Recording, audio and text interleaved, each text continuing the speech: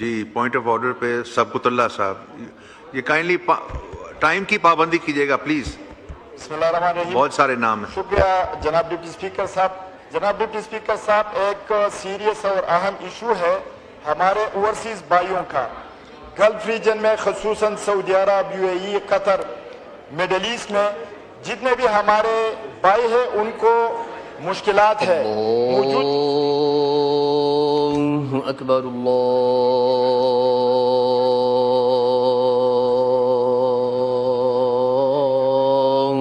اکبر. جی سبقت اللہ صاحب کا مائک. شکریہ جناب ڈپٹی اسپیکر صاحب.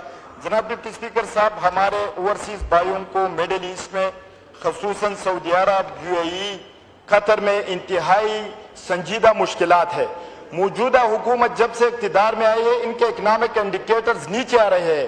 واحد جو انڈیکیٹر ہے فارن ریمیٹانسز، جس پر موجودہ حکومت بھی پراؤڈ فیل کرتی ہے اور ہم سارے پاکستانی اس پر پراؤڈ فیل کرتے ہیں، لیکن ان کو بے یار و مددگار چھوڑا گیا ہے. جناب ڈپٹی اسپیکر صاحب، ہمارے لوگ 10 لاکھ 15 لاکھ روپے پر ویزا لیتے ہیں، وہ وہاں جب جاتے ہیں تو ان کی پکڑ دکڑ ہو رہی ہے، ان کے ڈیروں پر چھاپے پڑ رہے ہیں.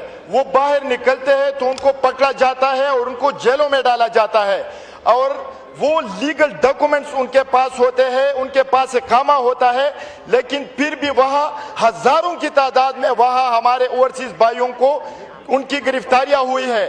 اور ان کو جب کوئی لیگل ان کے خلاف نہیں ملتا تو پھر کہا جاتا ہے کہ یہ بیگری میں ملوث ہے، یہ وہاں بیگری کرتے ہیں.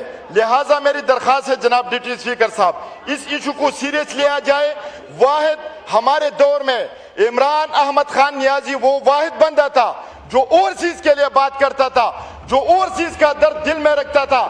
موجودہ حکومت نے اس کے کو بے یار و مددگار چھوڑا ہوا ہے.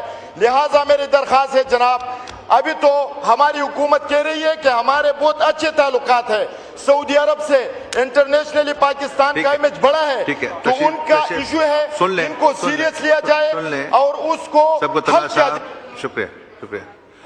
یہ آپ سے اسپیکر صاحب کے چیمبر میں ڈسکس ہوا تھا، اور یہ آپ کا جو ایشو ہے اس نوعیت کا ہے، تو اس کو ہم standing committee of foreign affairs کو بھیجتے ہیں، اور اس میں آپ پارٹیسپیٹ کیجیے گا اور اس کو ریز کیجیے گا.